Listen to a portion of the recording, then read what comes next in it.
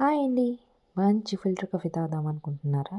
అయితే చకచకా మన చంద్రగిరిలో ఉన్న కాసిపెంట్ల హెరిటేజ్ పార్లర్ దగ్గరకొచ్చేస్తే కోస్తాస్ వారి మంచి ఫిల్టర్ కాఫీ తాగుదాం. సో, నేనైతే మన హెరిటేజ్ పార్లర్ దగ్గరకొచ్చేసా మన కాఫీ కోసం. సో, వెళ్దాం రండి. ఈ కొటాస్ ఫిల్టర్ కాఫీ ఇంత ఫేమస్ అవ్వడానికి కారణం కృష్ణయ్య చెట్టి గారు. ఈయనెవరో కాదండి, కొటాస్ ఫిల్టర్ కాఫీ హెడ్.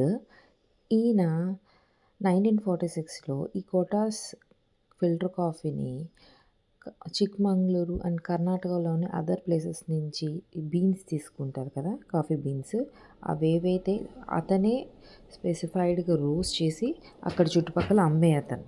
సో కాబట్టి ఆ విధంగా అంచెలంచెలుగా అతను అక్కడి నుంచి డెవలప్ అయ్యి ఈ కోటాస్ కాఫీని ఇంత పెద్దగా ఎస్టాబ్లిష్ చేశారు. సో కాబట్టి ఈ వీడియోలో అతను ఆ బ్లాక్ మిషన్ అయితే ఏదో ఉందో అది అందులో ఈ కోటాస్ కాఫీ యొక్క మెషినే అది కూడా.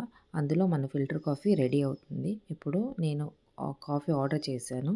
సో ఫైనలీ మన కాఫీ అయితే వచ్చేసింది.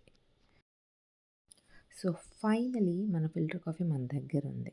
సో అందులో షుగర్ని అంతా మిక్స్ చేసేసుకొని ఈ స్టిక్తో మన కాఫీ మనం ఎంజాయ్ చేయొచ్చు.